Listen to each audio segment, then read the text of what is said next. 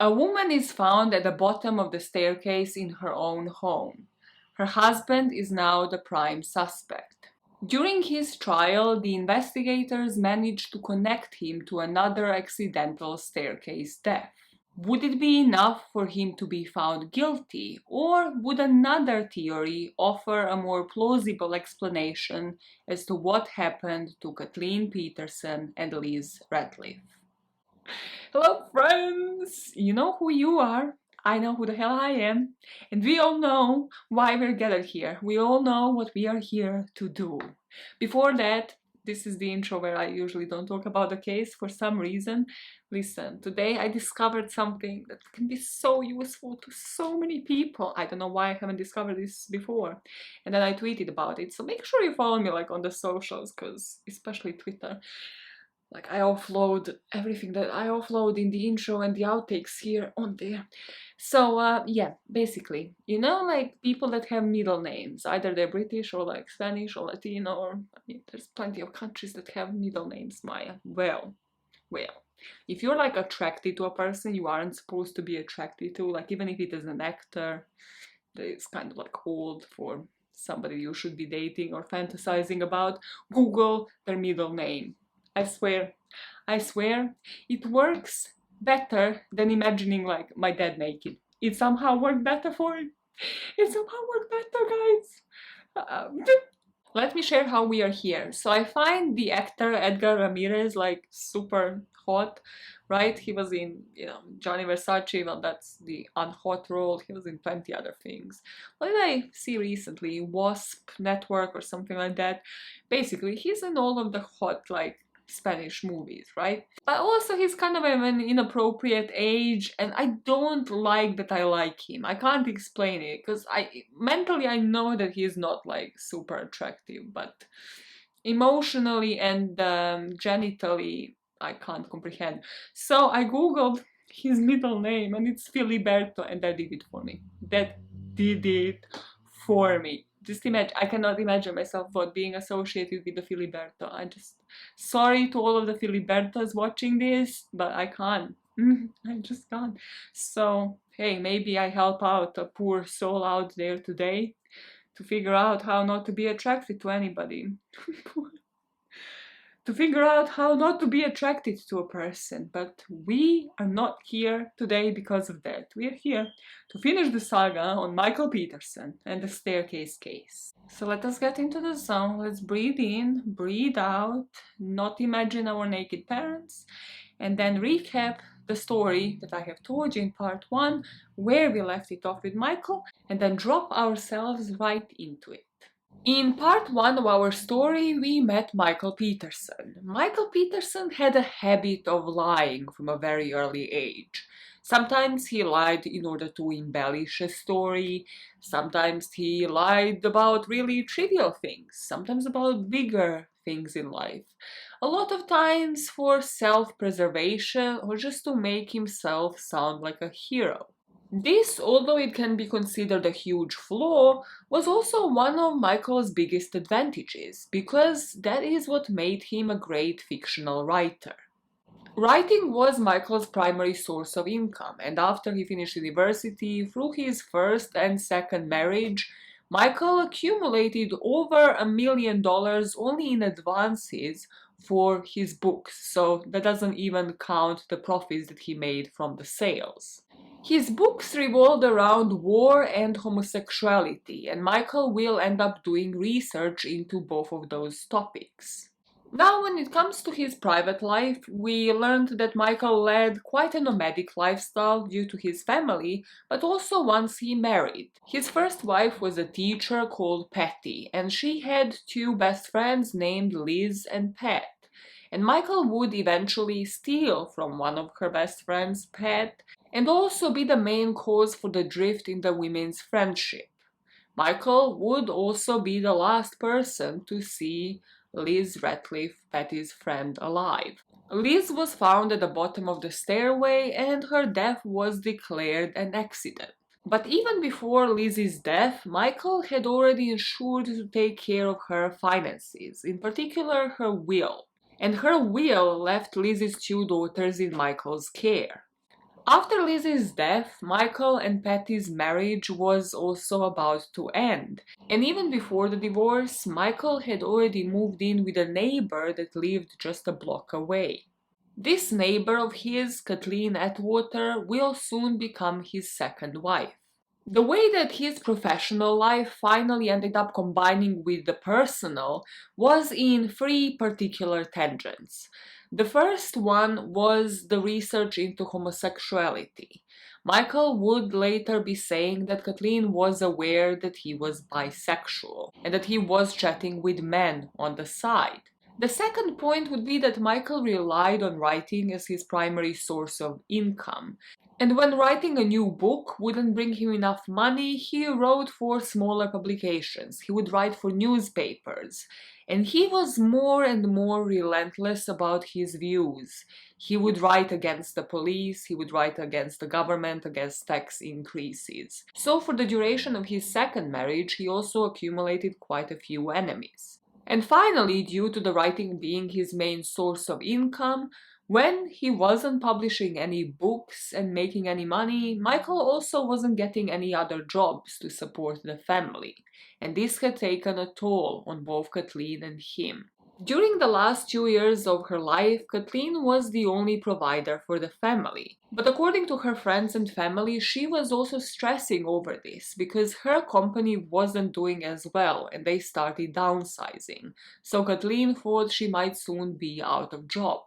Meanwhile, during those 2 years, Michael wasn't writing at all. He wasn't bringing any income to the household. So this is where Michael and Kathleen were when we went through the timeline of events of the days before Kathleen would also be found at the bottom of the staircase in their family home. Maybe Kathleen found out that Michael was bisexual, that he was chatting with men on the side. Maybe they argued about their finances and about the accumulating debts. And maybe none of that happened, and this was just what Michael Peterson would say it was, an accident. In particular, where we left it off in part 1 was with the police finally getting the warrant to take the items, search the house, photograph the crime scene, and finally start up the investigation. And we left Michael still inside of his family home with his son Todd lawyering up and Michael deleting some emails, or thinking that he is going to end up deleting them. At 8:30 a.m., mortuary services arrived in order to remove Kathleen Peterson's body and deliver her to the medical examiner's office. Once that happened, once the photographs and the video evidence was taken, the paramedics on the scene were replaced by the forensic experts that would later end up testifying in court. Using tweezers, they would extract hair, fibers, Christmas tree needles, and samples of wood from the crime scene. The police officer also ended up searching the whole house, upstairs, downstairs, garage, the attic. They also performed a cursory search around the perimeter of the house, looking for a possible murder weapon, looking into discarding another avenue if they ended up confirming that this might not have been an accident. During part 1, I spoke about how Todd immediately lawyered up, called his uncle, Michael's brother Bill, and how they got them the attorney, they got them the defense lawyer on the spot. Now, this defense lawyer advised Michael not to speak to anybody without them present, pretty standard, but also they advised him to stay on the location wherever they were taking the evidence from, sort of in a way to monitor everything that's going on. Michael will do so, and also that will help him spot multiple mistakes that were made by the police on that night. As I mentioned, some of the first mistakes were made once the paramedics made it there, the firefighters made it to the location, the police officers, because they didn't really treat this as a crime scene for over half an hour. In order to understand the next set of mistakes, let us talk about what the police seized from the crime scene and rather what they didn't take. Among the items that they have taken were 3 computers, blood swabs from the kitchen couch, a copy of O.J. Simpson notebook, a hand grenade that was serving as a paperweight, that was Mike's souvenir from Vietnam, And of course the clothing that both Michael and Kathleen were wearing on the day. For the reason that they will never be able to explain, what they didn't see were the towels that were resting underneath Kathleen's head, the eyeglasses that they found on the stairway, and the phone that had little speckles of something red on it. Now, with Kathleen's body in the autopsy room, Dr. Deborah Reddish is about to assess the injuries and also to shave Kathleen's head to better see the injuries in that area. Just wanted to give you the heads up because I will put the sketches of the autopsy on the screen, in particular the injuries to the head area, because they can help you understand or form opinions what really happened here compared to what Deborah Reddish was saying. If you think that's not something you want to see, just maybe turn your head for around 60 to 90 seconds until I finish telling you about her conclusions. So she examined the head and discovered 7 areas of wounds on it. Many of those wounds were so deep that they went from the scalp through the skull. There was a lot of bleeding into the scalp issue around the wounds. One of those wounds was actually so deep that it looked as a flap of skin, as if somebody kind of peeled almost one or a couple of layers of the skin, and that part could be lifted up, enabling Dr. Reddish to see the skull beneath. Then there was a tri-prolonged cut. Something that looked as if a small sharp rake dug 3 inches along the scalp. In her opinion, each cut was caused by at least one individual impact, which would lead Deborah to believe that this wasn't caused by a fall, rather it had to be caused by a person striking the head over and over again. Another thing that, according to Dr. Reddish, wasn't consistent with the fall were the defensive wounds on Kathleen's arms. These also looked to her as defensive wounds that were caused by separate impacts, as if somebody was trying to fend off an attack. And another thing that I wanted to point your attention to, because obviously this is a long autopsy report that you can find online, but another thing that particularly stuck out to Dr. Reddish was the hemorrhage of the left thyroid cartilage. So if you are thinking of the left side of the neck, because if you remember, her neck ended up being parallel to her spinal cord, which was the first red flag for everybody on the scene.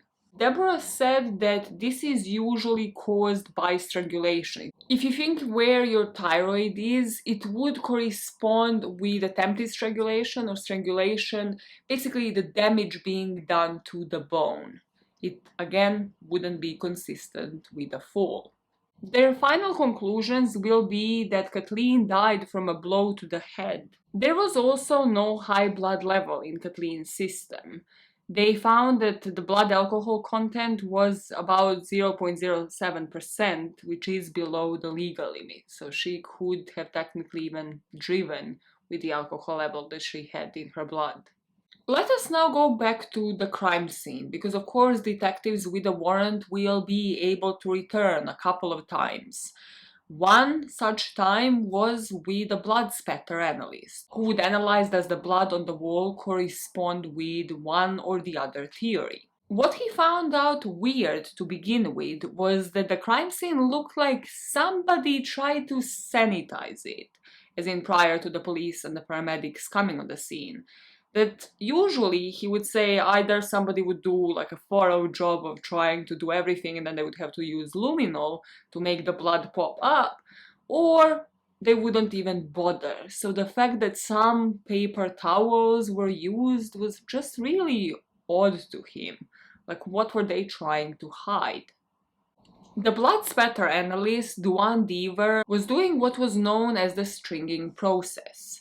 So this is a method that helps you configure the movement of blood from its source to its final destination. The conclusions that he would make would point out that the blood spatters on the walls showed that Kathleen Peterson suffered blunt force trauma. Duane would be crucial later in trial, and you can understand why.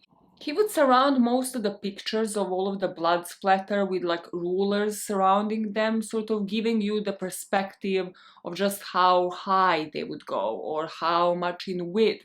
Again, confirming that this isn't consistent with the person that just fell down the stairs. He would show the pictures of the speckles of blood in certain areas, consistent with the blunt force trauma to the head. But this blood spatter wouldn't be the only thing the Deaver would analyze. He would analyze the clothes. Especially what he found interesting was Michael's shorts. Now, if you have really been paying attention to part 1, you remember around 3 a.m. a detective came onto the scene, and what they found strange was, well, the fact that the blood seemed to be drying, but then when they looked into the kitchen, it seemed like somebody was touching like different objects with bloody fingerprints, especially a kettle. Like it seemed like they were looking for something, trying to open a cupboard, and then they took a kettle. And looking at the shorts and having that information, what Deaver had concluded was that it seemed like the blood inside of the pockets was darker than the blood on the shorts, sort of like in the crotch area. And that led him to believe that Michael Peterson might have taken the kettle and poured it over his shorts in order to make it all smudgy instead of splattery, in order to make it seem more like he was hovering over and hugging his wife's dead body rather than being the perpetrator of an attack. Deaver also found blood spatter and blood stain on the back of Michael Peterson's shorts. So he thought, okay, again, this is weird if this is just the guy that ran in and found his wife unconscious, right? Like, why would it be on the back of his shorts? And then he found blood spatter in the crotch area and also the spatter inside of the right leg. So this evidence indicated one single scenario to him. Michael Peterson standing over his wife Kathleen as he was beating her. Because again, visualization wise, whatever he was beating her with would have to go over one of his shoulders, like over his head. And it at least happened 7 times, as we know from the autopsy. And this would lead to the blood being found inside of his leg and also on the back of his shorts. Deaver also found 90-degree drops of blood on the toe, looking at Mike's right shoe that was found next to Kathleen. This to him indicated that that particular foot was directly underneath the dripping blood. On the outside of that shoe, he spotted some small droplets with directionality showing that the blood had fallen while the foot was still in motion. All of that evidence helped Deaver form a theory in his head.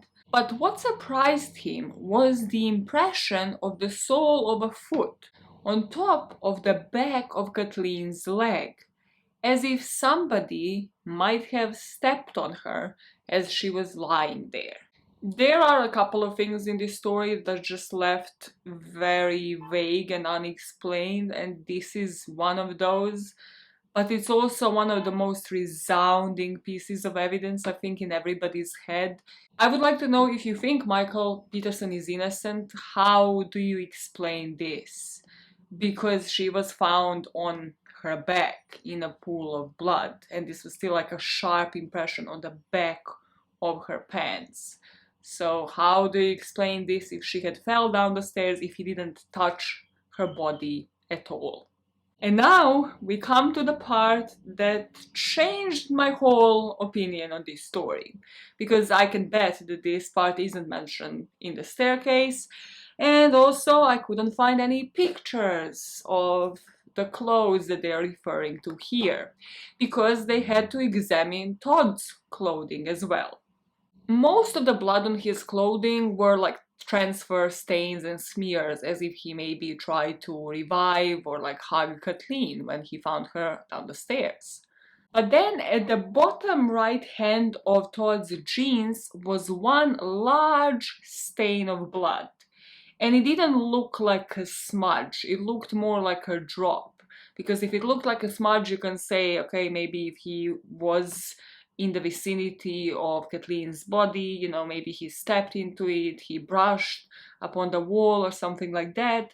But what this indicated to Deaver, because it was kind of like a drop, was as if he was in direct touch with a murder weapon, carrying it over his shoulder. Now, you might think something will result out of this, right? No, don't get too hung up on Todd, because I did, and then I was disappointed by the end. Because if you remember, A, Todd was the first person to lawyer up, well, provide lawyers for the whole family. B, truly, I can give this one up to Michael Peterson. The police, from the get-go, had tunnel vision. They always suspected that Michael, and Michael only, was responsible for this. That this wasn't an accident, that Michael is the culprit. Meaning that one of the mistakes that nobody really talks about, that was made once the police was called to the scene, was that nobody really paid attention to Todd. Nobody really made sure to question Todd with the lawyers as well about the exact timeline, about when did Todd first come to the crime scene, why was there any blood on him, and also why did he come with his friends? Were the friends there before? Were they called in? They never, from what I could find, searched any of his cars, any of the friends' cars, possibly looking for blood, possibly looking for somebody transporting a murder weapon. Speaking of the murder weapon, the police did return on December the 10th to search once again, to search a certain perimeter. They brought a canine dog that specialized in article searches, and this dog was following this back and forth circular pattern for about an hour and 45 minutes, and nothing was found. At 8:30 p.m. that day, they finally released the house to the family. One last thing that they did was that the police seized this walking stick that they found next to the fireplace, sort of as a possible murder weapon, but they didn't see any blood on it. It didn't really look like it was used recently, meaning that no obvious weapon was found in the Petersons' home. At this point, when the house was released, it was only the Petersons that have actually seen the crime scene, that have seen the staircase, the blood around it. Of course, the pictures will be shown in the court, but Kathleen's family is yet to witness any of it. Up to this point, they have trusted Michael that this was an accident, because they didn't have any reason not to. However, as soon as the house was released, Michael, Bill, his brother, Michael's sons, Clayton and Todd, and one of his friends, upon hearing that information, have left the neighbor's house, where they were staying at that point, just commemorating and grieving Kathleen, and immediately headed to Michael's. Why? So that they can conduct a cleanup. None of them told any of Kathleen's sisters that they're going to do that the house is released again, that they can go and see the actual crime scene. All of these men cleaned up the blood from the hallway, the back of the door, any other place they could find outside of the stairwell. They didn't get to it yet. And now these women, Candace and Lori, Kathleen's sister, clock that the men are all in the house, so they crossed the street and joined them. And as soon as they walked in and went to the staircase, they saw all of the blood. Lori was the person to actually climb onto the stairwell and just point at all of the blood. Blood on the walls, blood high up, blood, so much blood, blood everywhere. From that point on, both sisters just couldn't deny it any longer. They didn't believe that Michael Peterson was innocent once they saw all of the blood on the scene. My question is, how come that suddenly Michael Peterson, who didn't care about how unkempt his house was, who didn't care about the upkeeping of his dogs, who neglected his house completely and left it all up to Kathleen and the maid that they have had before, how come he is suddenly a clean freak?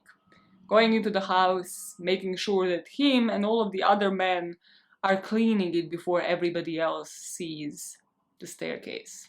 There is one other possible option, that he didn't want to traumatize Kathleen's family members. Sure, Sure, but that option would also mean that he truly believed that he will be found innocent of this, and that this will never go to court, and that her own family will never have the reason to actually look at the pictures of the staircase in the first place. Because that's the only other reason that I can think of as to why he suddenly switched from the dirtiest person ever to like a clean freak and got his brother and his own sons in on it. After this cleanup though, Candice started seeing everything in a different light. He went to the funeral home to make funeral arrangements for Kathleen, and here this is so heartbreaking. She brought her passport and just asked the funeral director if he can just for one last time check that this is really her sister and that this isn't some sort of accident of mistaken identity possibly. And with one nod, he just broke her heart again and confirmed that this indeed was Kathleen.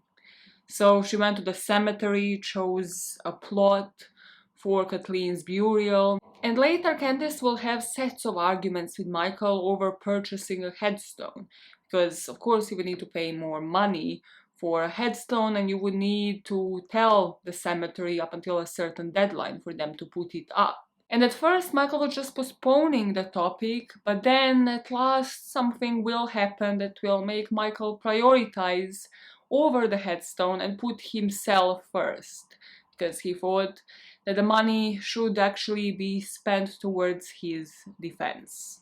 Before we get to that, now Candice, looking at everything sort of from a completely different perspective, she came to Peterson's house again to write the obituary and for Michael to maybe add a couple of words. And as she's doing that, she notices Michael is really restless and he's just getting up, looking through the window towards the pool. So she gets up and looks towards the pool herself, and she says at that moment the chills went down her spine because she notices that the furniture was gone. And she couldn't even process it in herself, but she said this just made no sense. She's just trying to fit this puzzle together, and the fact that Michael had cleaned up the crime scene already and had gotten rid of all of the furniture where supposedly her and Kathleen were on the night of the murder, just getting rid of every trace of her sister in such short span of time just didn't make any sense to Candice. As Candice is at the Petersons' household, a search warrant is served in the funeral home. Why? Because they have found what appeared to be a used condom in the master's bedroom where Michael and Kathleen would sleep. I won't spend too much time on this because it can truly be summarized in one line. The line is that Todd would later tell the police that the condom belonged to one of his friends. Because his friend, we don't know the date, we don't know the time, we don't know why he was there, but he decided to bring a girl over and have sex in Kathleen's and Mike's bed. This was confirmed after the rape kit has been conducted on Kathleen's dead body, but not before Michael had his own theories and also told Caitlin, Kathleen's daughter, that maybe the police is now going to have a theory about the two of them having perverted sex, the two of them having affairs. Maybe they're going to find a motive for, I don't know, the intruder theory of events. I don't know what he was thinking, why he was spreading misinformation, why Todd didn't come up with this story earlier and just tell it to the police. But it happened, and then nothing really happened from it except that they just re-victimized Kathleen and her body in death. 2 days after that, there was a viewing for Kathleen at the funeral home. She was wearing all black and she was wearing these pearls around her neck. Just sheer elegance through life and death. And when Candice asked Michael to write a couple of words, just a note in the visitor's book, what he wrote was, "The next book will be about love, requited love, and will be about you, of course. Love, Mike." How can you make it about yourself? This is like This is like when people wish somebody a happy birthday and they're like, I hope you have me in your life to brighten up your days. Like, it's not about you. It's really not about you and your writing and your next book and your talent in this very moment.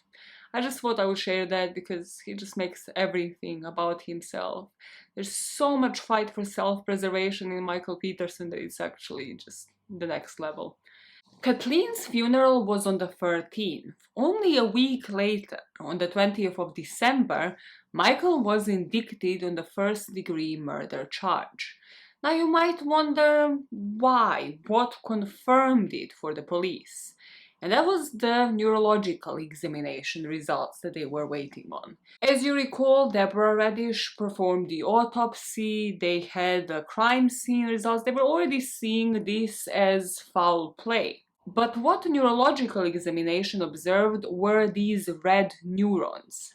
Due to them, they could confirm that Kathleen didn't die quickly, that it took her 2 to 4 hours. This examination confirmed that Kathleen was laying on the stairs with the blood draining from her body for that period of time. As the body would be bleeding out, the blood flow to her brain would decrease, depriving it of oxygen. And then, without the oxygen, of course, the process of death would begin.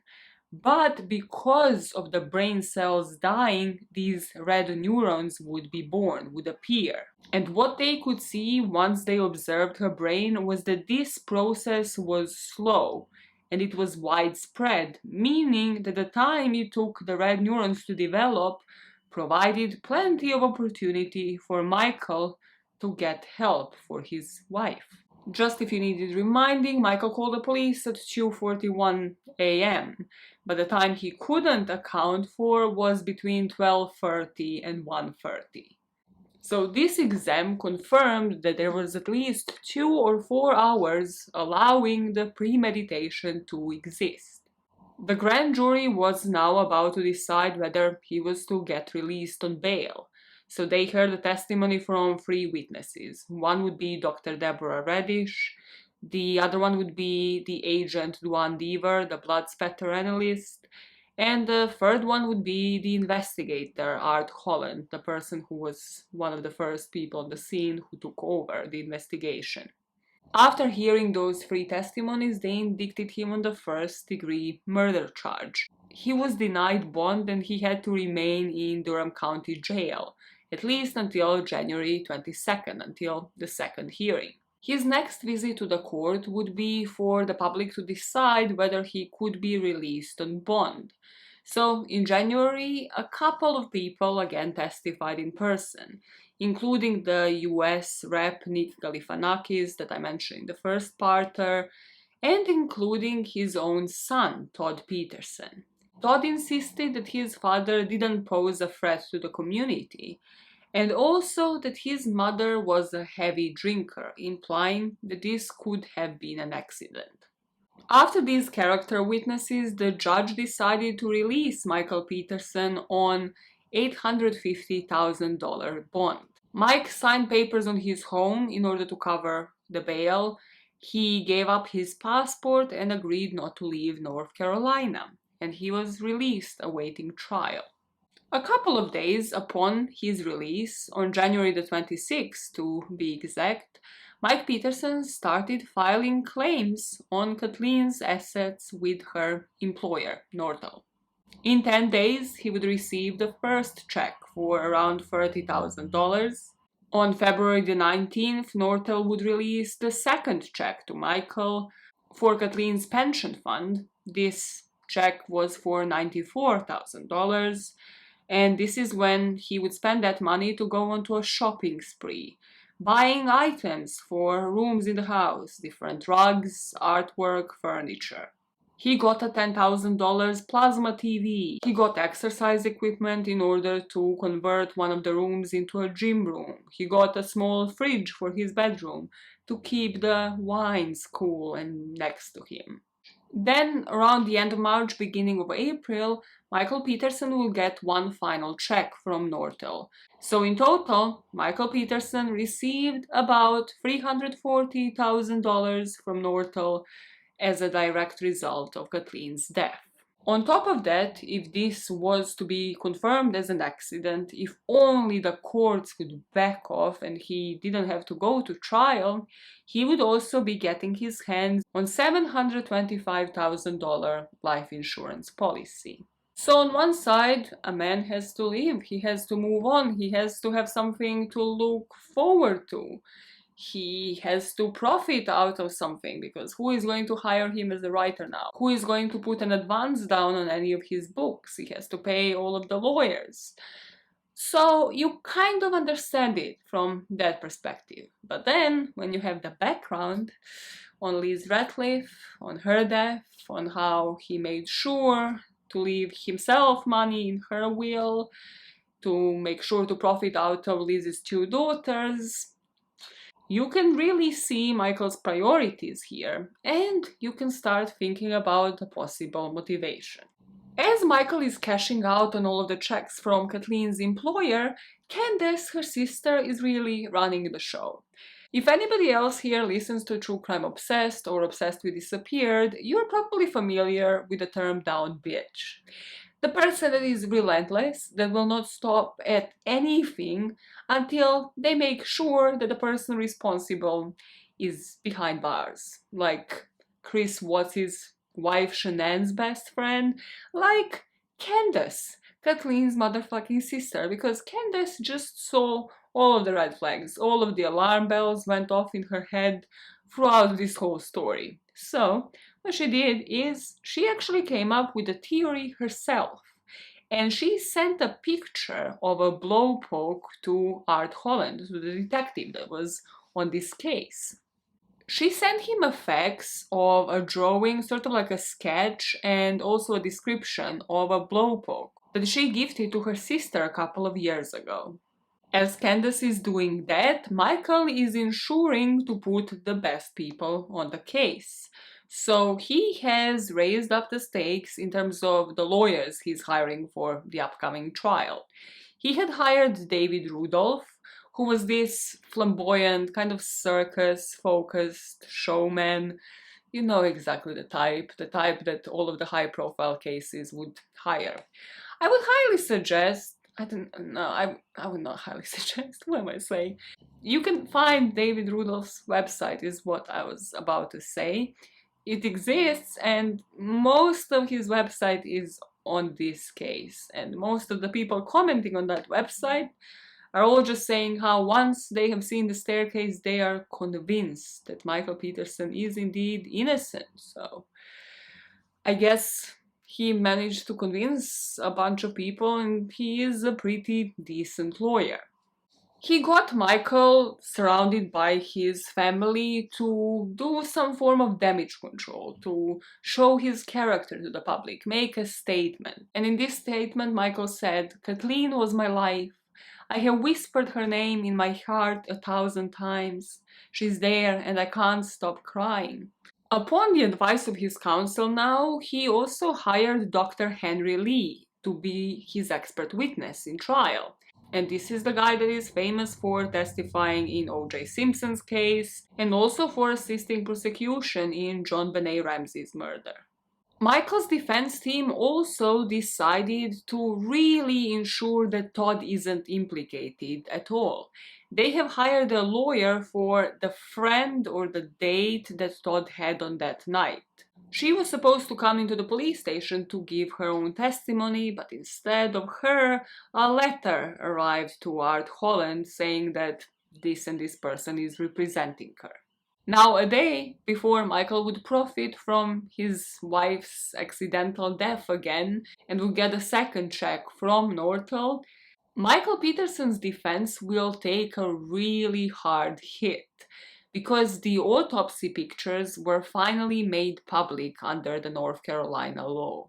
Basically, his lawyers asked the Attorney General's office if the pictures can be sealed until after the trial, which could have suited Michael Peterson a lot, but the Attorney General's office refused to intervene, so the autopsy pictures were made public. Once this decision was made in Rhode Island, Margaret Blair was facing a dilemma. She looked up the lead investigator, Art Holland, online and started wondering, should she call him and tell him about the death of her sister, Liz Ratliff? It's like the sun is directly hitting the lens. I love it. No, I'm not doing anything. I'm not closing the curtain. Why would I? Look at me. I'm fucking Casper. We are somehow not at the trial stage yet, because there's a few more things that really came to the surface and also didn't go into Michael's favor. You could really say that he didn't stand much chance from day one. One of the things that happened was that ABC 2020, one of my favorite leisure time TV shows to binge on, did a profile on Dr. Henry Lee.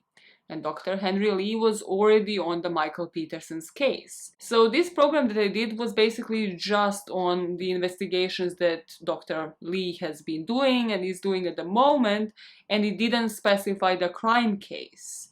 But people in Peterson's family, of course, recognized the scene because it was their family home.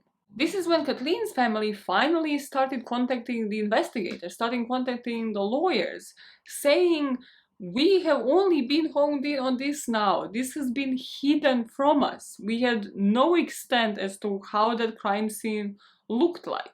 Then in May 2002, the value of Kathleen's estate, over $250,000, was announced. She died without a will, so that made Michael Peterson and Kathleen their heirs. And Michael renounced his right to administer the estate, so the responsibility fell to Kathleen. Just a couple of days from this announcement, the media finally picked up on the story of the death of Elizabeth Ratliff in 1985. This is all the whole of Durham could talk about: the similarities between the two deaths, the fact that both women were found at the bottom of the staircase, and also the physical resemblance between two women that had nothing else in common but having known Michael Peterson 16 years apart in two different countries. In May 2002, Michael will go in front of the judge that would be presiding over his trial, asking him to go to Reno to his parents' house to celebrate their 60th marriage anniversary. And the judge granted a request, so Michael went. But yet again he lied. His parents weren't celebrating their 60th anniversary. In fact, his mom was connected to the machines, and those machines were the only thing keeping her alive. So they all waited for Michael to arrive to the hospital to take her off the machines and pronounce her dead. And I just have to wonder yet again, why lie about something so trivial? It could have been that he really wanted privacy, to grieve his own mother, that he didn't want people to know that it's something devastating that would attract the media attention, and he didn't want to be seen in this light that he's suddenly sharing a sob story. Like, I can get it from that way, but when you take everything we know about Michael Peterson in context, it just seems like yet another lie projecting something that he wished he was doing instead, because he probably wished that he was celebrating 60th anniversary of his parents, but instead one of his parents passed away. I just wanted to mention that because I just find the placement of his lies throughout this story to be quite interesting. I don't know if you see it as that, but I do. That August, Kathleen's daughter Kathleen spoke to one of the Lizzie's sister and her stepsister for the first time since this arrest and Michael being on bond. And here, yet another drift caused by Michael Peterson had been made. And for me, this is truly one of the biggest mysteries in this case, because I can sort of understand why Todd and Clayton, his biological children, would stand by him. But why would the Ratliff children?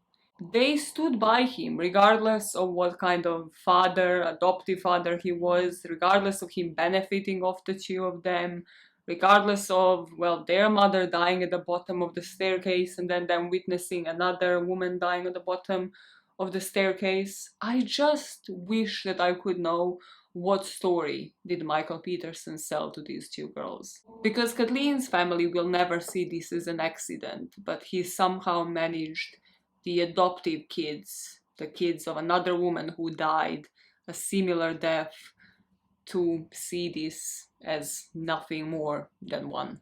A couple of things happened in October 2002, some that I love more than the others. We kind of really close off the saga of Todd potentially being involved. Well, rather the lawyers do, okay? I never personally did. Because on October the 4th, the lawyer that they hired on behalf of Todd's friend testifies, giving him the alibi. He says that Todd shouldn't be looked into because multiple people have seen him at a party, and then the friend, well, has the alibi for him, saying that he just arrived home, he arrived with her, she was the one to examine his dad, etc. So they could align the times for Todd. So this ended in a way where they couldn't uncover any grounds to take any legal action against Todd. And this is pretty much where this leaves Todd in this whole story. Another thing that happens in October is that Kathleen's daughter, lawyers up. And she sends the lawyers to the Petersons' home because she says she's scared of Michael, so she wants them to claim all of her belongings, to retrieve them and ship them over to her. Not just that, but she also files a wrongful death suit against Michael Peterson. Why? On what basis? Well, remember how Kathleen had life insurance? Yeah. So she actually submitted a change of beneficiary form for the policy, removing her ex-husband Fred Atwater and adding her new husband Michael Peterson. But by pure chance of God, I don't know what I believe in, she forgot to sign the form. And her forgetting to sign the form meant that all of the money and the beneficiary of the policy would be Kathleen, not Michael. Now, I'm not sure if Michael knew this at this moment in time, if he was gutted, if he was preparing his lawsuit, because he might not have seemed as the most stressed human out there, as he sent about 100 pages draft of his new book to his agent. In March next year, 2003, he actually got a 6-figure offer for this book, but then the publishers discovered that his trial is going to begin in the next couple of months, so they withdrew that offer quickly. In April 2003, finally, the body of Elizabeth Ratliff would be exhumed. We'll talk more about that in the trial section of the video, but let me just summarize the initial findings.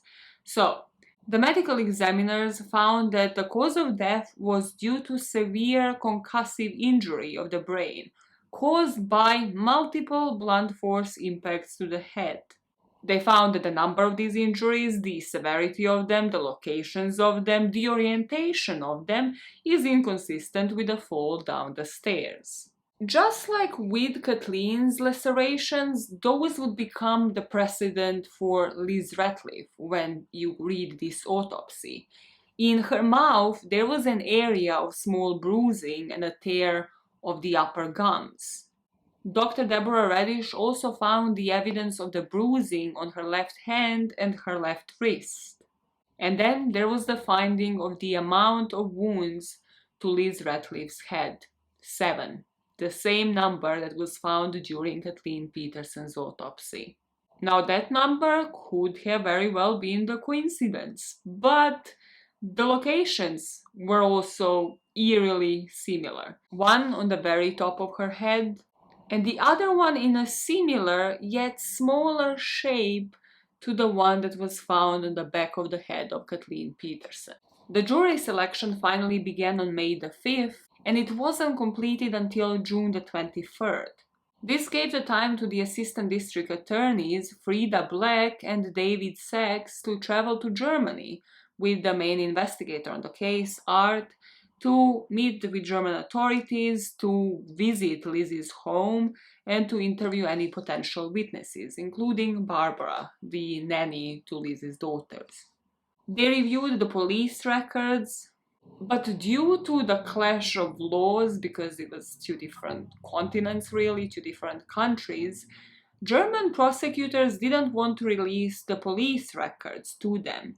They wanted assurances that Michael Peterson won't be charged with Elizabeth Ratliff's murder in the US, and also that he wouldn't be a subject to the death penalty. Having made these superficial observations in Lizzie's house, the ADAs could only return to the US for this trial to start, for them to work on it, and then possibly, if he is never to be found guilty for Kathleen's murder, then they would need to work with German authorities in order to convict him for at least one, in Germany if needed. So this trial finally began on June the 23rd. The prosecution started their opening statements by showing the picture of a living, vibrant, smiling Kathleen Peterson. They said the jurors should be able to feel this picture, feel the gentle, warm person that she was. The next picture that the prosecution showed to the jury was of Kathleen Peterson sprawled on the stairway of her own house. The third picture that they have shown the jury was of Kathleen at the medical examiner's office. They pointed at the defense table, saying they will say this was an accident caused by a couple of falls in that stairwell, and we say it's not. We say it's murder, and you will have to decide that. They say this is 3 or 4 lacerations. We say it's at least 7, and you are going to have to be the judge of it. Then the lead prosecutors revealed something that was hidden in wrapped paper. He pulled out a blowpoke. He said this isn't the actual murder weapon, but the primary mechanism is the same. This is the weapon that would have inflicted the type of wounds that you will see in the autopsy pictures. They drew onto the perfect lifestyle, how they will hear from the defense that these two people were soulmates, how they have great jobs, lived in this mansion, how Kathleen was this great hostess, this manager for this huge communications company, and how Michael was a glowing writer. But then, behind closed doors, they were in debts. Michael didn't write a book since 1999, and they only relied upon one income. Mike Peterson, the creative thinker, the writer of fiction, was able to figure out a perfect solution. That solution was to make it appear as though Kathleen accidentally fell down her steps and died. And like magic, no more money problems. Like magic, Mike Peterson goes from a point where they are going to have to sell assets and live on credit to survive to, all of a sudden, with her death, has $1.8 million in his hand. There's only one catch. He's got to kill Kathleen Peterson to get that 1.8 million. When Peterson placed that 911 call, he gambled that the police were as dumb as he always claimed. There's blood on Kathleen, under Kathleen, beside Kathleen. It's all dry. So he says when he gets there, he sees all this dry blood, and based on that assessment of Kathleen, and based on the observations that he makes of the area, he concludes that she's been dead for some time. This is not a case of the battle of the experts. This is a case about your exercise of your good reason and your common sense. And it's going to be a battle against what this defendant contends happened, what he wanted it to appear as having happened. He concluded this opening statement by reminding the jurors it was their responsibility to determine the truth and asked them to return a verdict of guilty to the charge of first-degree murder. Now, the defense's opening statement started as a show, in a dramatic way. David Rudolph didn't utter a word. He pressed the button and played the 911 call. That, ladies and gentlemen, was the voice of Michael Peterson, right after he found Kathleen Peterson at the foot of the stairs. I want to take you back with me before that terrible night, before that terrible call. He walked the jury through the duration of their relationship. He even read the letter from Kathleen to her mother from 1999, praising the man she has chosen as her new husband. He mentioned how the weekend before, just before Thanksgiving, Kathleen's co-worker said that Michael and Kathleen were very affectionate and in tune with each other. And before the defense table, Michael Peterson was kind of just mumbling those words to himself as if he learned the opening statement by heart. If the prosecution is correct, how do you go from soulmate and lover to cold-blooded killer? The answer is very simple. You don't. Nothing was different that weekend. Then Rudolph proceeded to talk about Kathleen, how intoxicated she got that night, and how they will hear testimonies from friends and doctors about her medical conditions, about her headaches and her dizziness. He described Michael discovering the body and the paramedics arriving on the scene, saying, now they went there, and initially it was treated as an accident because that's what they initially thought it was. And so Todd Peterson was allowed to go up to Kathleen's body and hold her in his arms and get blood on his clothing. And Michael Peterson was allowed to go up to Kathleen. In fact, he had to be physically pulled off of her. Rudolph put forward a theory that it wouldn't be hard to understand why, after months of Michael writing against the police, they would then come to the scene of the accident where his wife was found at the bottom of the staircase and have tunnel vision from the get-go and claim that this wasn't an accident, with the altered and limited evidence that they could find. He said what his experts are going to testify to is that the injuries are more consistent with a fall rather than a beating. That there are no brain contusions, no swelling of the brain, no internal hemorrhage. And it was confirmed that it was a fall because the other physical evidence indicated that Kathleen sustained those injuries to her head at least 30 minutes before Michael Peterson walked in, found her, and called 911.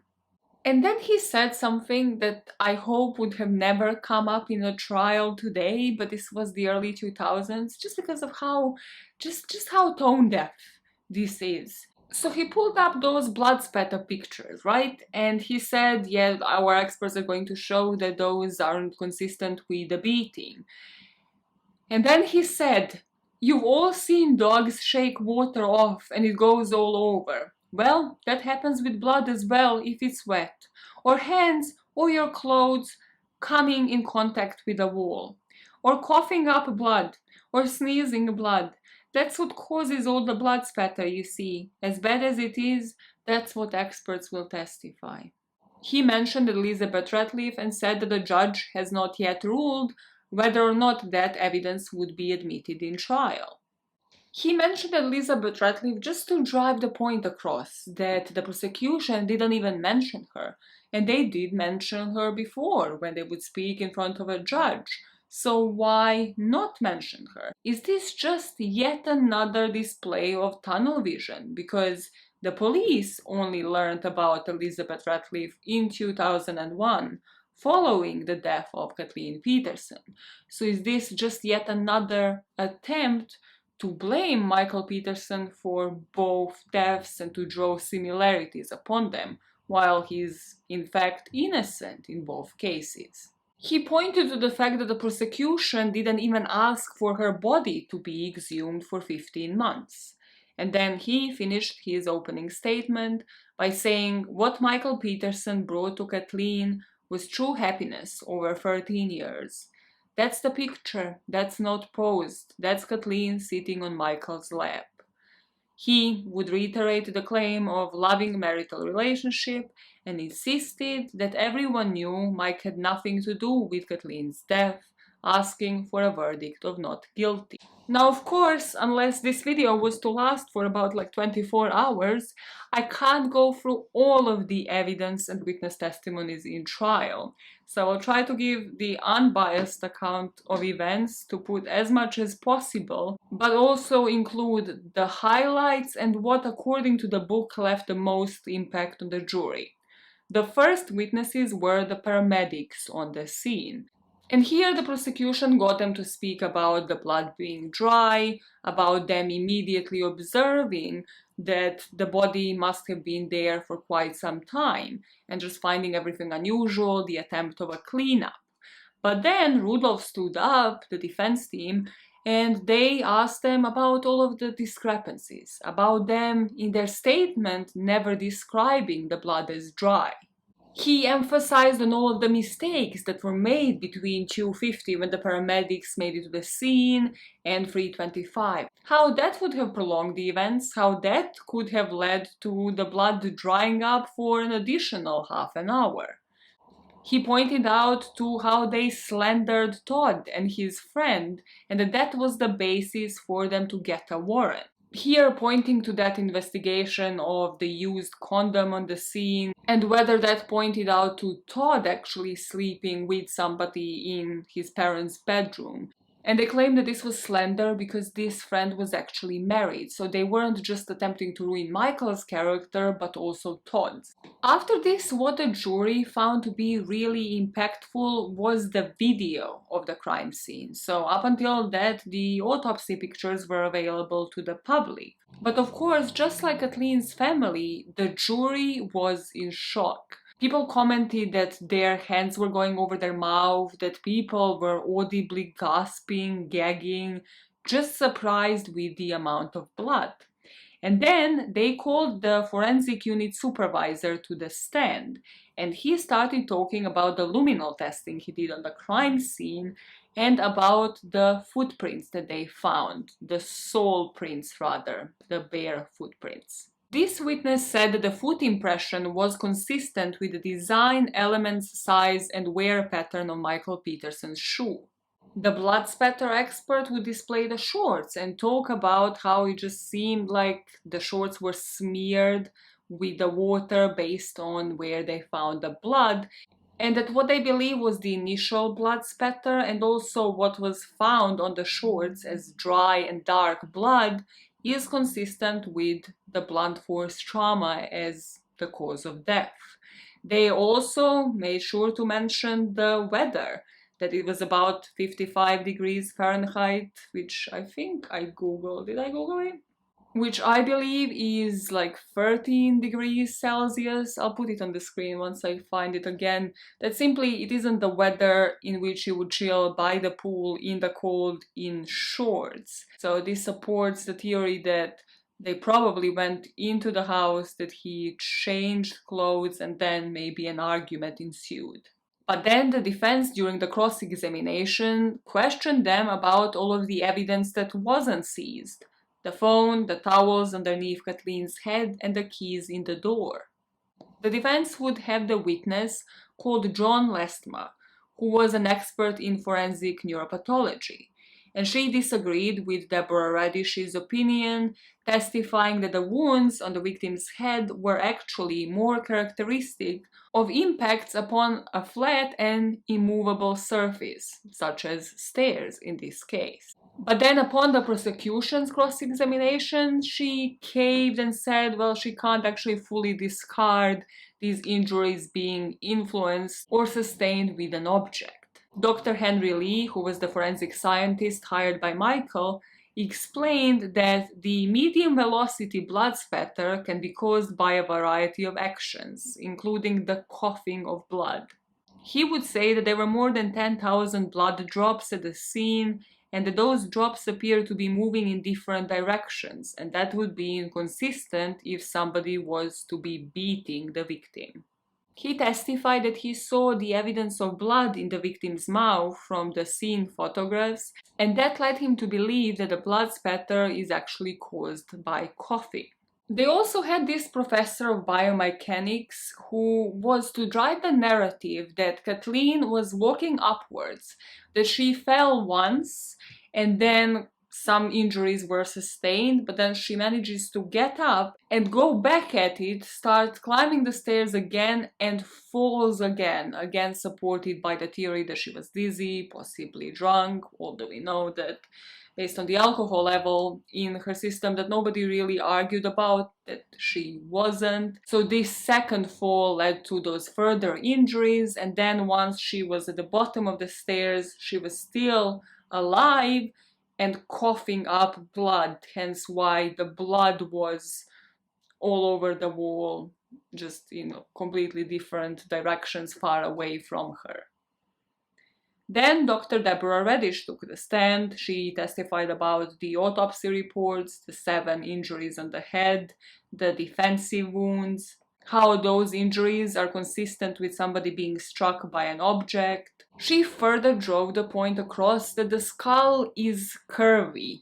The stairs wouldn't be able to make those wounds because the stairs can't move. The 4 to 5 inches long lacerations that she found couldn't have been made upon a flat impact on a stair.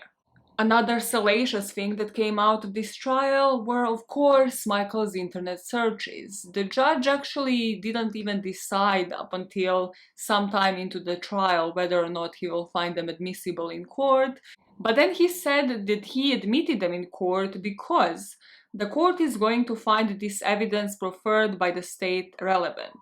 It goes to the issue of motive. It also goes to attack the idyllic marriage that the defendant has set forth through his counsel in the opening statement. The prosecution will really go at it when it came to the emails, for a reason, because it would substantiate a motive for the jury.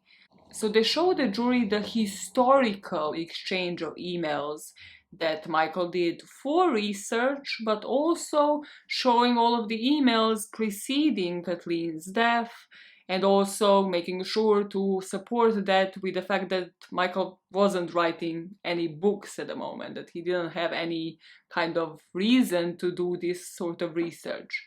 They also made sure to drive the point across that most of the searches that they found, they had to retrieve because Michael deleted hundreds of files between December the 8th and December the 12th. When we spoke about the timeline, we spoke about the deletion software that Michael has used. So that was also explained to the jury. Like, why is your first thought on the crime scene while the police is looking at your wife to use this software to delete these emails? Why are you deleting them? I think in the timeline I said a day before or the same day. Does that show premeditation? And why again, as Kathleen's family is trying to sort out her funeral, are you spending time on your computer deleting your searches and emails? The guy that he corresponded with in the couple of months before Kathleen's death also took the stand. He was actually given like a different name to protect his identity, even though he testified in person without his face masked for the public. But sure.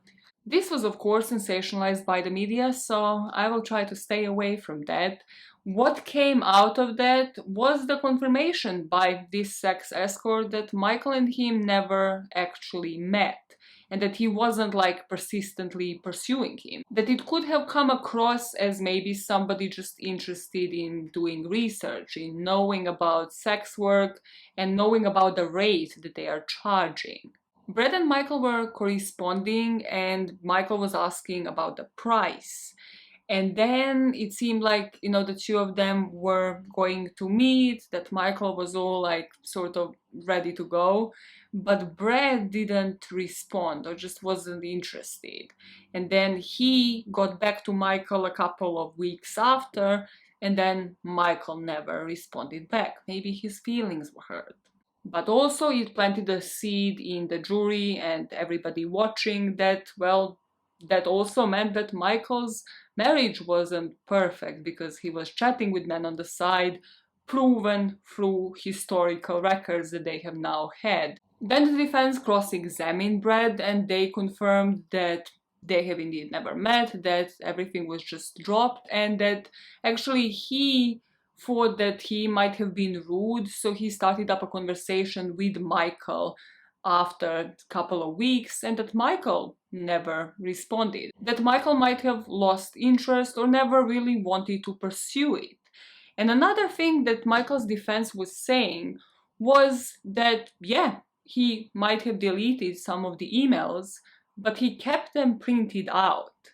So Michael apparently, all of these email correspondences with Brad, he kept them in a drawer. So that means that he was openly bisexual, that Kathleen knew, because otherwise why would he have this printed out having it in his drawer where she could easily access it. She could access the computer, she could access everything.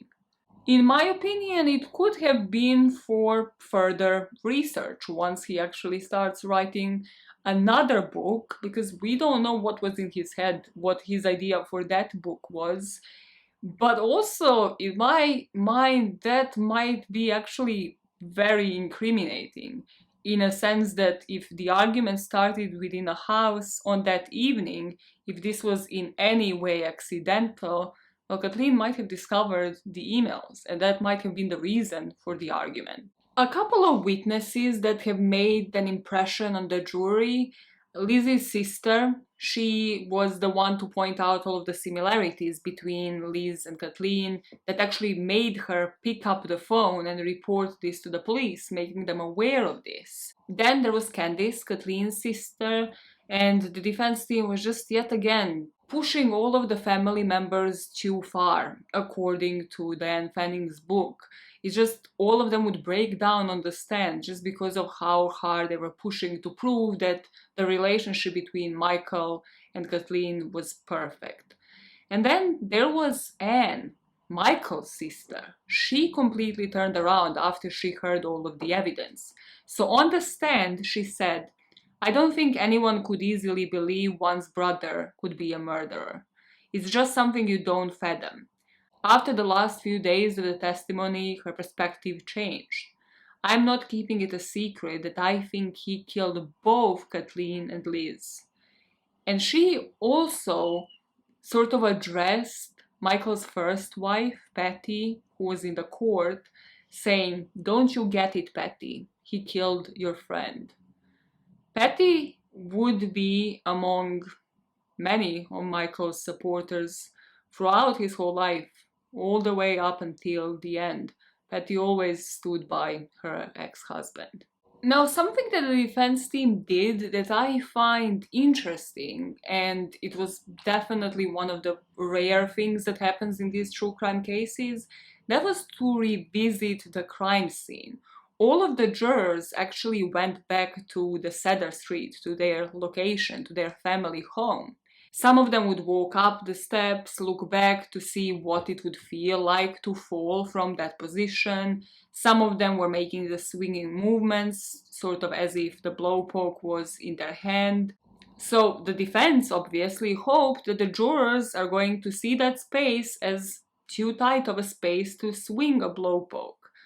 And they did. But also some of them had a different conclusion, that the space was just too small for somebody to get the injuries that they were seeing in court upon the fall. Now, going back in court, there were two testimonies that would really leave an impact with the police. And they were, of course, with the blood spatter analyst. So one of them would be Deaver, who made this whole presentation, as I mentioned before, with like the rulers, the measurements that he had upon like different splatter, explaining all sorts of things, how this can be sustained based on the steps, that the blood spatter on the walls would have never reached that high with the way that somebody could fall down, even if she fell from like the top stair, that it is consistent with the blunt force trauma to the head. And then the defense had Henry Lee on the stand to explain the coughing thing. And this, yet again, oh my god, this thing had me stressed. So, Dr. Lee explained that the blood spatter would be as a result of coughing, sneezing, or wheezing. Which one is it, my man? Which one? Also, isn't her neck broken at this point? While on the stand, this man had a bottle of ketchup, and then he held it up and said he's going to use some ketchup. He swigged it into his mouth and then coughed onto the white board. Now the ketchup did fly like far and wide around the board, even landing on the prosecution's table, which Frida Black wasn't really happy about. And then, obviously seeing that this junk science isn't really proving the point, he sort of turned to the jury and said, I mean, obviously it would be different if the person is lying down. And then he kind of turned around like, well, obviously I'm not gonna be the one lying down. Turning to the defense table like, anybody else? Like, do you want to lie down and like spit ketchup onto the board that I'm going to hold in the same position where the wall was. Like, who does this? So in the end, this wasn't done. Comes as no surprise, does it? And Frida Black, of course, slandered the shit out of this man, saying that this is junk science, this shouldn't even be admitted, and the jury shouldn't really be basing any decisions off of what they have just seen. One of what were considered bombshells in this case came actually only a couple of weeks before the trial's end. And that was when apparently one of Peterson's sons discovered the blowpoke. It was in the garage this whole time, covered in like spider webs. The forensic tests were performed on this, and of course it wasn't used and couldn't have been a murder weapon. So this really didn't lead anywhere, except of placing a seed in jurors' mind about a couple of things. That maybe the prosecution is working backwards, really. That maybe they actually don't even know what the murder weapon is in this case. Yeah, it could have been a blowpoke, it could have also been probably multiple other objects if we are claiming that he was the one to kill his wife. And just as they have done with Deaver and the blood spatter analysis, sort of going backwards to fit into their theory, the same has happened here, because here is the blowpoke, the same blowpoke that Candace bought her sister, sitting in their garage all of this time, untouched. And another thing, it allowed the defense to yet again shit on the police work done here, because how did you search the house? How did you search everything, even with the idea of what the murder weapon is? You searched the perimeter around it, you searched the house multiple times, and you didn't find the blowpoke that now the sons found upon one single search. Then let us speak about the possibility of there being a motive. So, Catherine Kaiser took the stand. Who the hell is Catherine Kaiser? I never mentioned her. So, she was working for the Nortels HR, the company where Kathleen worked. And she would testify that Michael Peterson received $346,000+ from the victim due to her death, and that he claimed another $1.5 million in the insurance awaiting final approval by the insurance company. So she did the math, and he was to receive almost $2 million as the result of victim's death. Then there was the special agent for the financial crimes unit that testified that their credit card debt surpassed $140,000 by the time that Kathleen was found dead. And then, speaking of motive, if there was only a case to compare it to, where Michael benefited financially, they admitted the evidence concerning the death of Elizabeth Ratliff, including the payments that he received as he was the beneficiary of her last will. They pointed out to the jury that he was getting monthly payments from the government for the children that he was taking care of, Lizzie's 2 daughters, on their behalf. So in both cases we have the financial motive, and we also have plenty of similarities. I'm going to put them on the screen so that I don't have to read all of them, but the same amount of lacerations, the similar shape of one of them, the similar placing of most of them, the fact that both women were found at the bottom of the staircase, that he was the last person to see them, that there were no other eyewitnesses, that he was also the first person on the crime scene feeding the story to the police. No murder weapon recovered, a lot of blood on both crime scenes, no forced entry, defensive wounds. Interestingly, something I didn't think about, the time of day. Both happened late night, early morning. We can't really establish the exact time of death. And also general period of time in the year. Lizzie's death happened in November, Kathleen's in December. Now, before discussing the closing statements, you might be thinking, Maya, you did Michael Peterson dirty. You did him dirty. His lawyer, in the opening statement that you have read out, word by word, sort of, promised that he is going to showcase his character. He is going to prove what a glowing, amazing person Michael Peterson was. He is going to show that Kathleen had all of these medical conditions. She had headaches, she was dizzy, she was drinking a lot. Why didn't you tell us anything about that? Because that never happened. Michael quite literally didn't take the stand himself, which was a smart decision because he would have probably been destroyed, and also didn't really have character witnesses, military personnel, all of those people that he would have met through the years of his nomadic lifestyle. He didn't really have anybody in his corner, and also, more importantly probably for this particular evening, nobody could testify for Kathleen ever visiting a doctor, for complaining about migraines, getting medications for it, complaining that she was dizzy. None of that was true. And we move to the closing statements. The defense team, led by Rudolph, chose to outline all of the reasonable doubts in this case. First one, the missing murder weapon isn't missing and it wasn't used in a murder. Second, there's no credible motive. You don't just decide to kill your wife for no reason.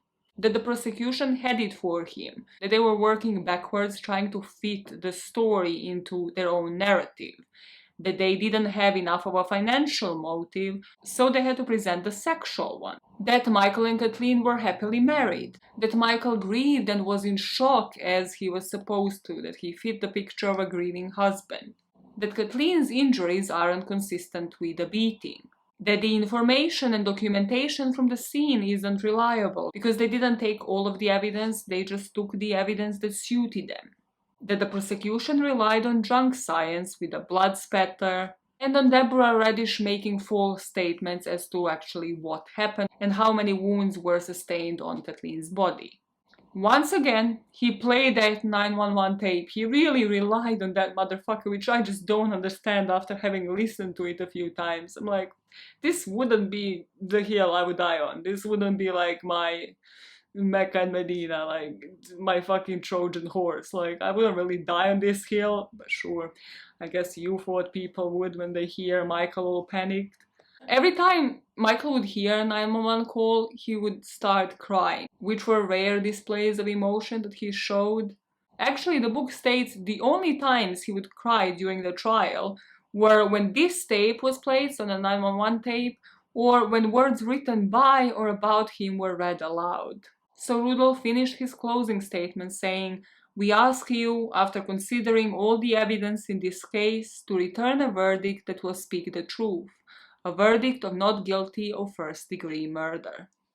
As for prosecution's closing statement, Frida Black stood up. She was pissed, she was fuming, and she would also make a great partner for cocktail drinking. So, she immediately touched upon the whole soulmate saga. She said that soulmates say things like, "I promise to love you, comfort you, honor you, keep you, for better or worse, for richer or poorer, in sickness and health, to each other." Then she proceeded to ask the jury, did he honor her? Did he keep her?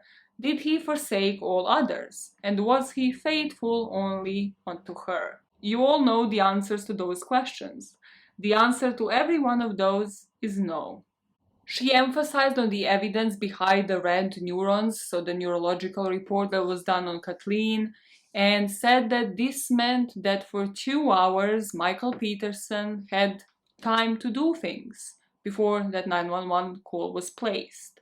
She touched upon the murder weapon, saying, "We are not required to be absolutely certain. That weapon went somewhere. But now, why did he do all these things? You need to keep in mind we are not dealing with an average individual over here.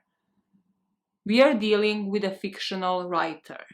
Some people even say he is a good fictional writer. He is a person who knows how to create a fictional plot. And in this case, he has tried to create one. He tried to sell it to the EMS workers. He tried to sell it to his family. And in this courtroom, he's tried to sell it to you, a fictional plot." Then she attacked the 911 call that the defense team relied upon, saying, "Is he really a grieving spouse? Why didn't he try to give her CPR? You ever ask yourselves that? Would you really be checking your emails if your spouse was lying out in the hallway with blood everywhere?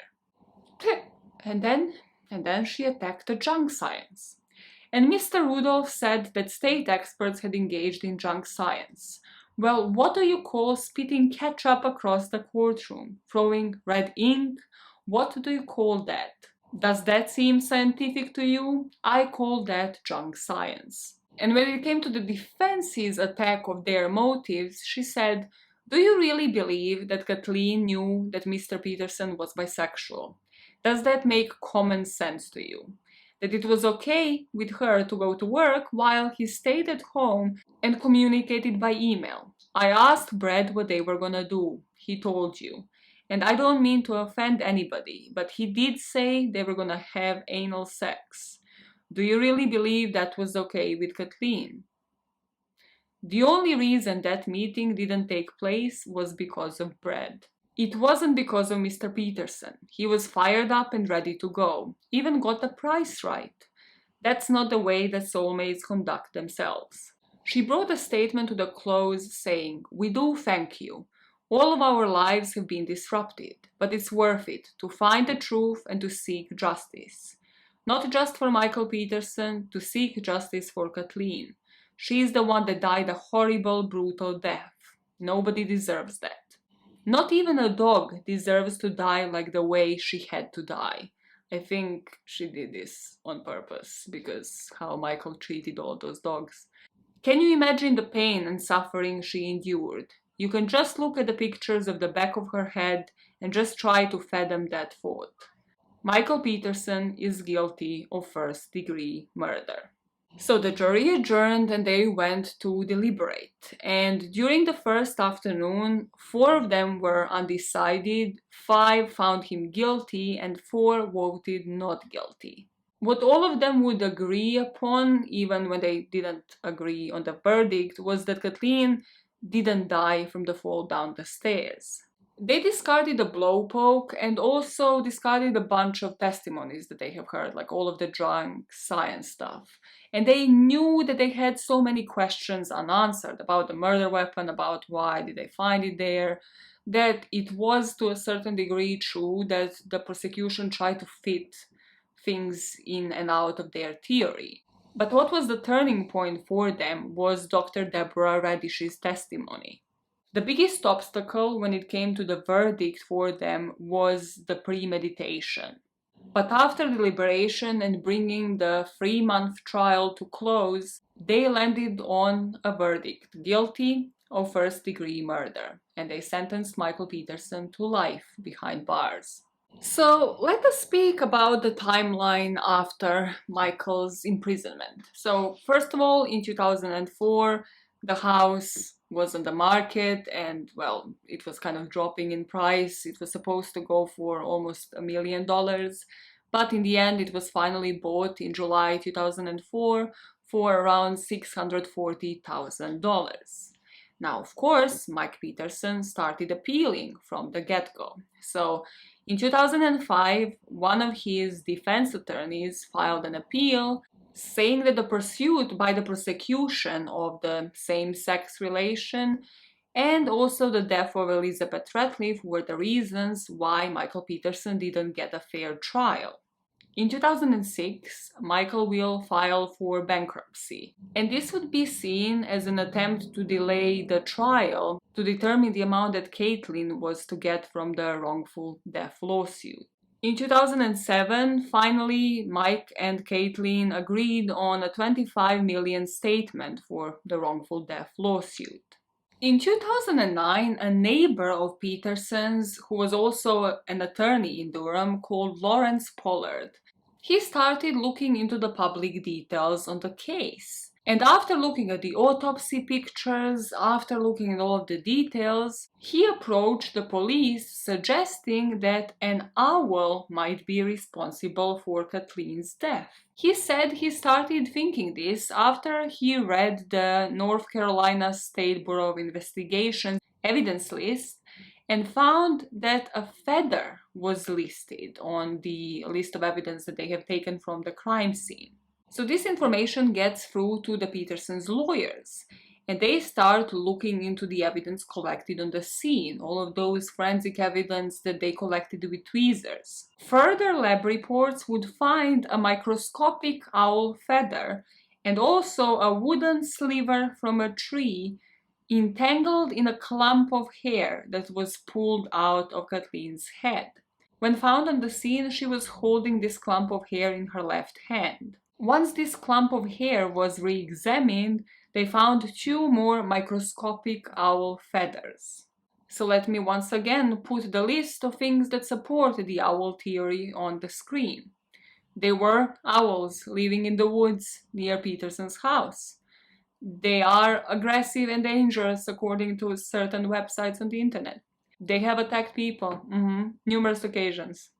People have suffered due to these owls. There were drops of blood on the outside walkway leading to the front door of the house. There was another large smear of blood on the outside of the front door frame, as shown in some police pictures that they just contributed to Michael's bloody hands. The most convincing for me, I have to admit, if I was to give any credit to this theory, would be the wounds on Kathleen's scalp that are in the shape of the talons of a barred owl. Well, rather shaped as only one of the owl's legs. I don't know where that owl moved the second one. Sure. A feather found on Kathleen's body. The twig that was found in dried blood. And then what the defense was trying to present the whole time, that Kathleen's injuries didn't lead to the brain swelling. There was no skull fracture. There was no subdural hematoma, no hemorrhage. Nothing really going as deep to reach the brain. My thing is, right? Cool. An owl did it. Paint it for me. Like they did with the blood spatter, like they did with all the drunk science. Paint it for me. So she's going from the pool inside, then she leaves to go somewhere else outside. She gets attacked by an owl. Of course, if you get attacked by anything, I presume you would scream as any normal person would. But what Michael doesn't hear the screams. This attack is the most silent owl attack out there. The owl finishes the job. Kathleen drops on her head, on her wounds that the owl has made in that shape in the stairway. The owl leaves some evidence behind because it is an owl, she can't clean it up, and then she departs and leaves the scene. As I mentioned in part 1, we don't believe in owl killers on this channel.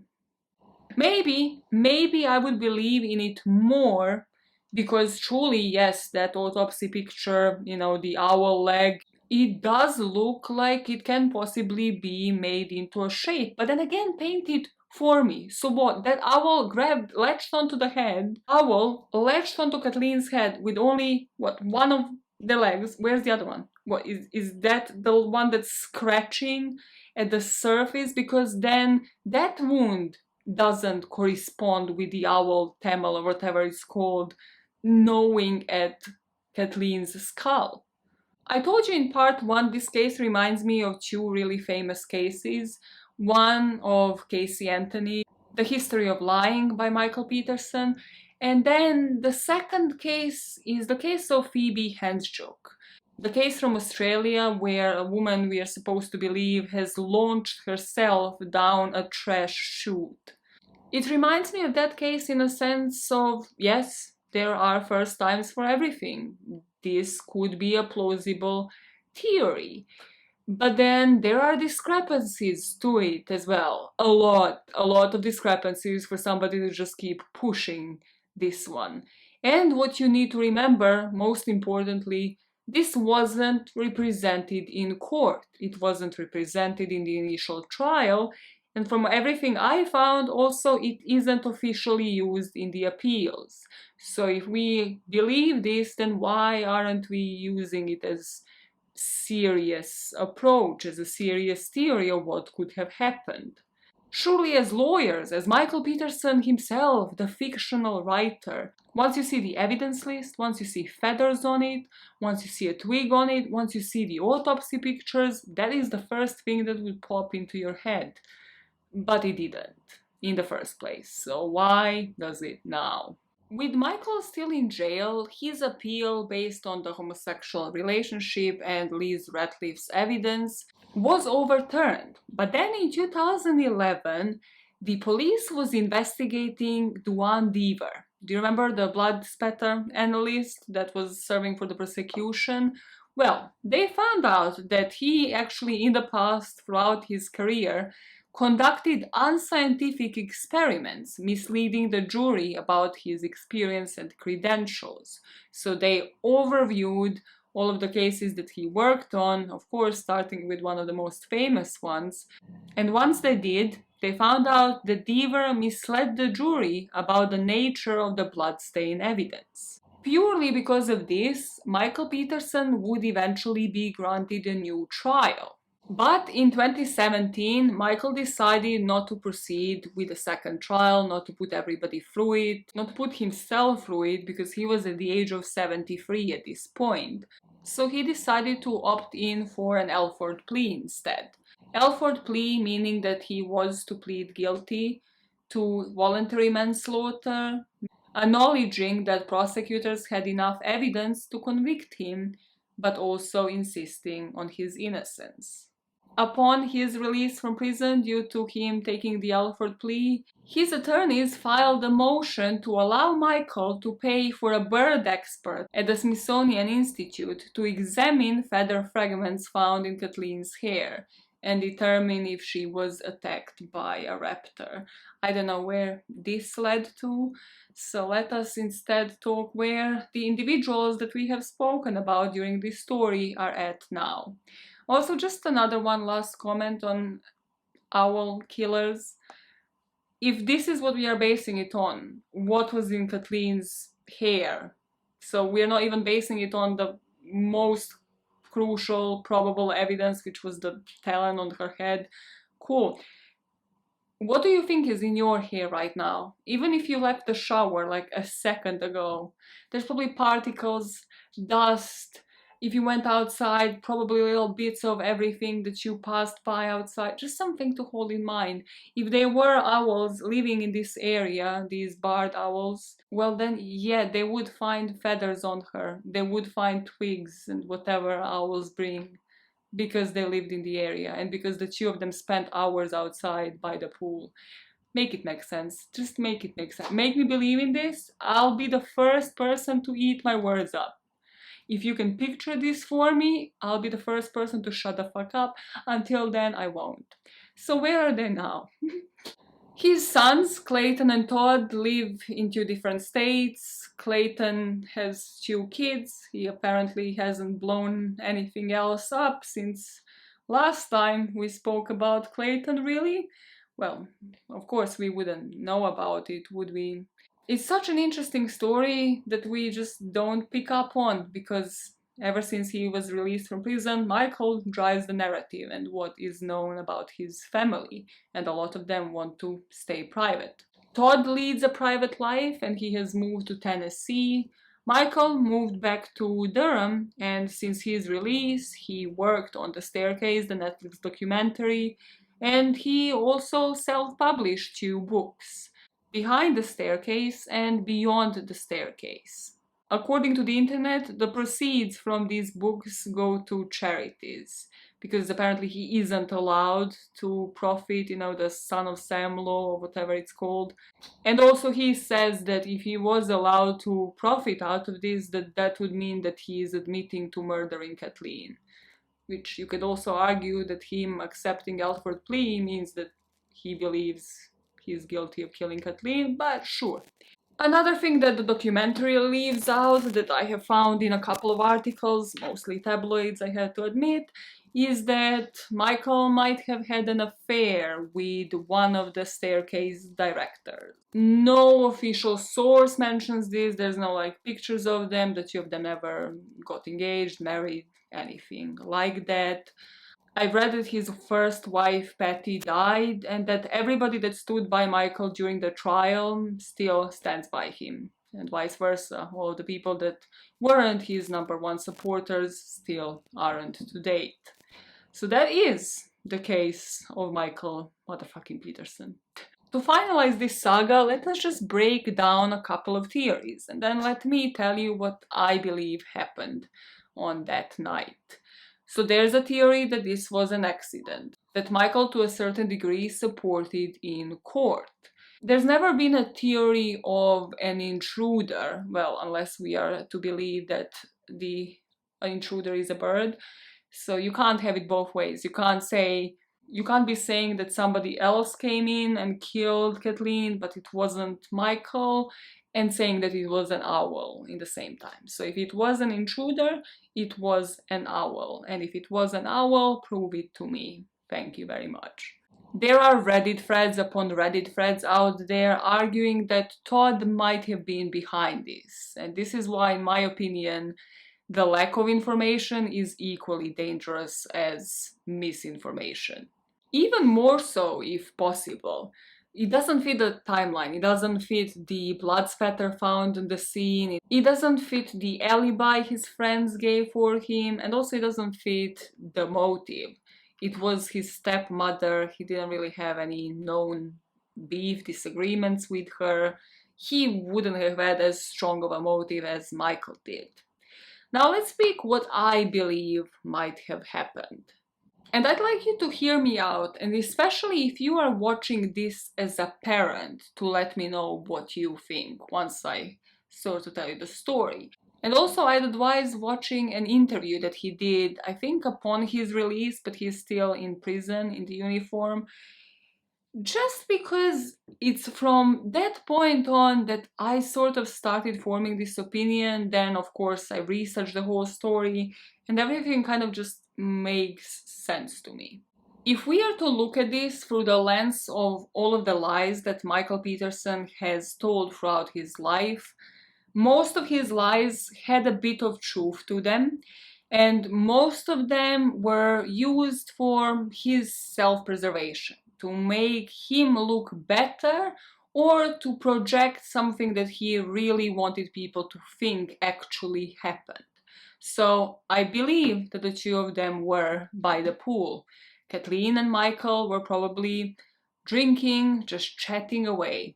And then at some point Kathleen went inside and Michael followed, possibly because it was cold. One of the multiple arguments could have ensued. Both of them were extremely stressed. This was probably enhanced by the two of them drinking a bit.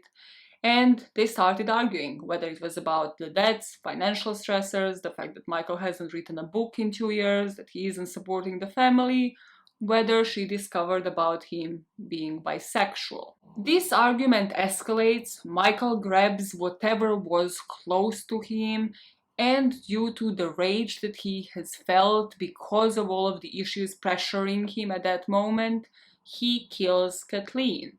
He tries to stage this as an accident, and at that moment Todd comes in. Whether he returns by himself or with that friend that also lawyered up, both could be true. Michael tells him a story. He might have told him it was just an accident. Something that I think would have worked and that nobody really mentions is he could have mentioned Clayton. Todd, one of your brothers was in prison. Now, if you don't go along with this story, you're going to lose your father as well. Due to what? Due to just an accidental death that happened tonight. After this, he manages to convince Todd to dispose of the murder weapon. He could have told him then and there when Todd should return to the crime scene, when roughly he will ring 911. In fact, Michael could have told Todd to bring all of those friends along as an alibi in order to create chaos so that people can't even figure out the timeline in their head, in order to prove the police was just as dumb as he thought. He rings 911 and the story ensues. Is it crazy? Possibly. You might think this theory is crazy, it's complete bullshit, it is equally fictional as the owl theory. If so, let me know what you believe in. If you believe he is innocent, what made you prevail in that direction? Why I'm asking the parents to chip in with their opinion is because during his interviews and just his behavior in general, and if we are to believe the forensic evidence, the blood drop at the back of Todd's shoe, I think this again matches Michael's personality of trying to do everything to protect his children. He knew the police was going to look at him, and probably him only, so he had to eliminate the possibility of them ever looking into Todd, and he tried really hard to do that. So if you are a parent, let me know what you think about this one, because I don't think this is the John Benet Ramsey, like I don't think this is the cover up where a child might have accidentally killed the person and then the father is covering up for them. I think it's more of again him seeing how to drive a narrative in every single situation and knowing the theory that the police was going to buy. In the end, Michael had strong motives to kill Kathleen. And I truly think the affair bit, the bisexuality, was actually down the list. Out of all of the Peterson cases that I've covered, out of probably all of the cases that I've covered in general, I truly think here, if we are to believe that Michael had something to do with both Elizabeth Ratliff and Kathleen Peterson's case, financial motivation would have been strong. And don't get me wrong, I think with Kathleen, this was an accident, that this wasn't premeditated. And why do I think that? Is because I think if Michael Peterson killed her with intention, with premeditation, he would have made sure that that will is going to him, that he is benefiting out of it, that it won't go to Caitlin. Just purely because of how obsessed he was with Liz Ratliff and that financial situation. And speaking of Liz Ratliff, I just don't think that even after doing a deep dive into this, there is enough impartial evidence for me to make an educated guess. That one, if you think about it, if anything, could have been even more premeditated. Also, when looking into motives, I found this interesting article on narcissism, speaking about people with narcissistic personality disorder, who project a false face to the world and manage all social interactions through this fictional self. According to this article, people often become involved with a narcissist without having any awareness of who he really is, because this person would express surprise that society should hold them responsible and want to punish them for their actions. When faced with the judgment of others, they would feel wronged and persecuted, and it is rare for them to feel any regret for what they had done or any empathy for their victim. I hope this deep dive showed you that everything about Michael Peterson was about his self-preservation. Through his life, his marriages, through his schemes, so why are we not to believe that it was all about self-preservation through his crimes as well? That is it. The longest one yet. Oh, I love me a two-parter. I love editing them. I love it. You wanna volunteer to edit this? You wanna volunteer to edit like 5 hours of footage? Be my fucking guest. Do it. Claim your ticket in the first comment ever. I'm done because I need to edit them and then go to Oxford for like a day tomorrow, which will probably be even shorter than a day considering this is happening. Let me know your theories in the comments. What was that accent? Stop that. Cut that to the core. Let me know your theories in the comments. And I shall be seeing you once I wash Petersons off my skin and all these 3 insane cases. And if this month taught you anything, that is not to marry a person named Peterson, especially if they have connections with these 3 individuals we spoke about this month. Cut that out, cut that out. I'm interested in the theories downstairs, especially from the parents downstairs. That is what professional people call comment section. Sick.